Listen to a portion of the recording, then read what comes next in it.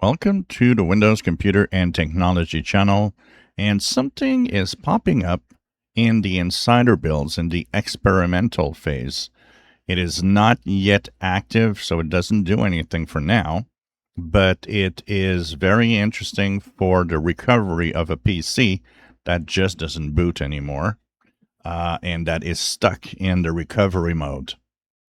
So, Microsoft has pushed something that is called Cloud Rebuild.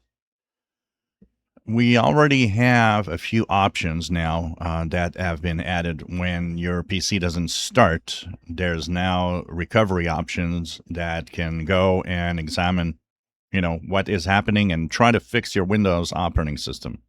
And this comes, of course, through the recovery mode. So if that doesn't work, and of course you have point-in-time restore, you can try so many things. But now a last resort is going to exist for a PC that just stubbornly doesn't start anymore.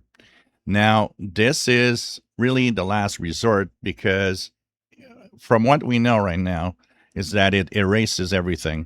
It doesn't keep your files, your apps, nothing. It's a fresh new copy of Windows that will be reinstalled from the cloud.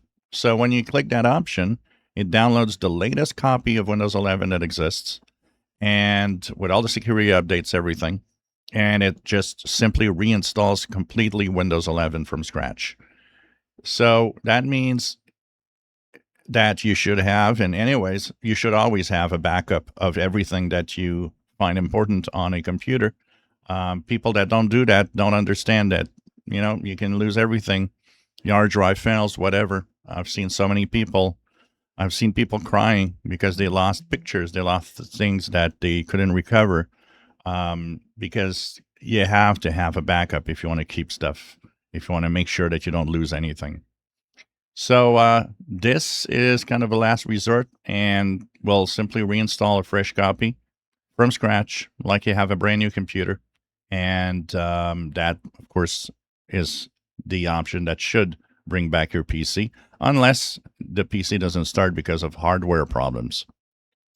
So will that make it? We don't know because it's experimental, meaning as long as it's not showing up in beta, we're not sure that they're going all the way with it. But since it's there, they're testing it, and maybe will be part of 26H2 at some point this later this year.